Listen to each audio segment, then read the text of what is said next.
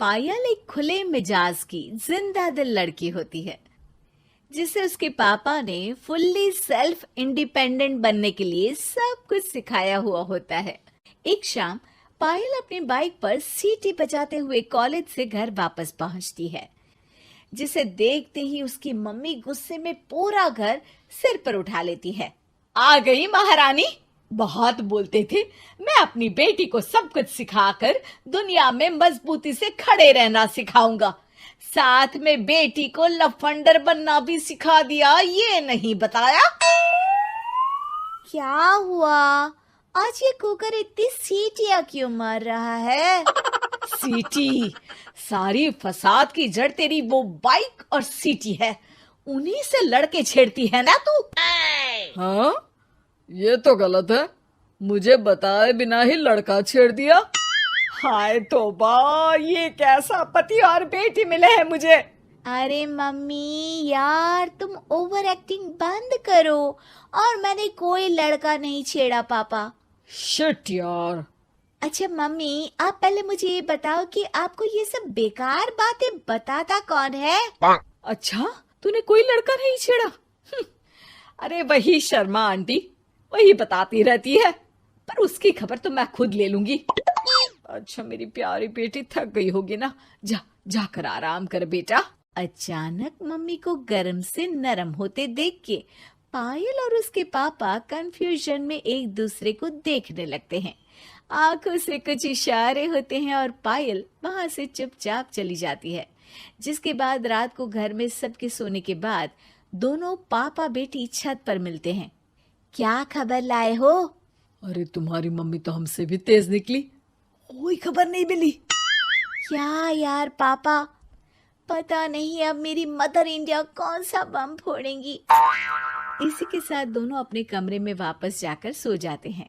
अगली सुबह पायल जैसे ही कॉलेज जाने के लिए तैयार होकर कमरे से बाहर निकलती है तो उसकी मम्मी उसे लड़के वालों के सामने ले जाकर खड़ा कर देती है। जी, ये है मेरी बेटी पायल, थोड़ी चंचल है लेकिन बहुत नेक दिल और होशियार है। देखते ही देखते कुछ घंटों में पायल और शुभम का रिश्ता पक्का हो जाता है, जिसके कुछ दिनों बाद पायल शादी कर अपने ससुराल पहुंच जाती है। सोचा था मम्मी कोई बम फोड़ेंगी, पर उन्होंने तो सीधा मुझे उम्र कैद की सजा ही दे दी।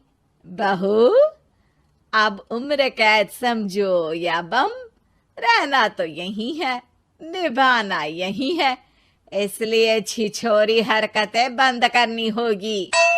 है? ये आप क्या बात कर रही हो? मैंने क्या किया?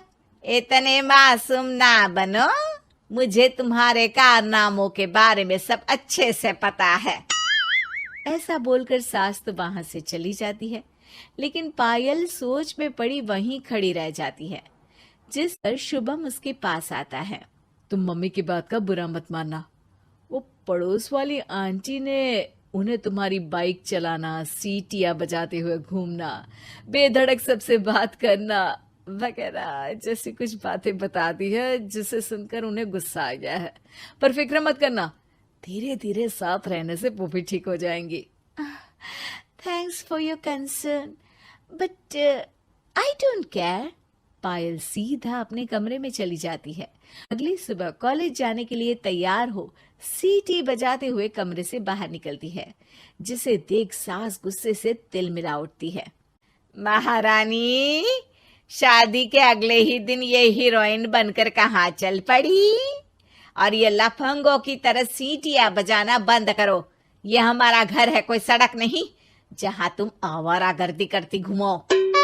मम्मी जी, सीटी बजाने और कंफर्टेबल कपड़े पहनने से लोग कब से आवारा बनने लगे?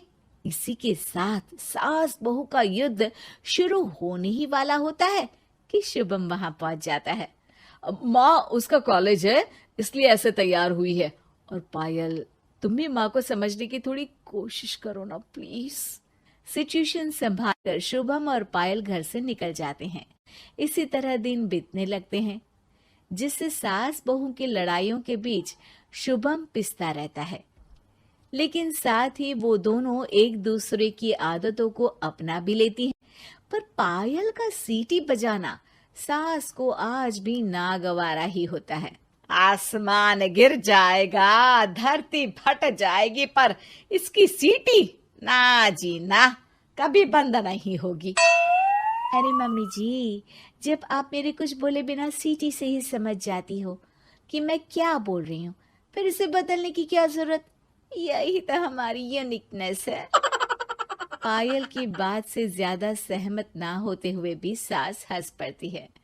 उसी शाम पूरा परिवार घूमने जाने का प्लान बनाकर घर से निकल जाता है और उनके जाते ही घर में चोर घुस आते हैं और तभी वो सब भी दोबारा घर के अंदर आते हैं बाहर से।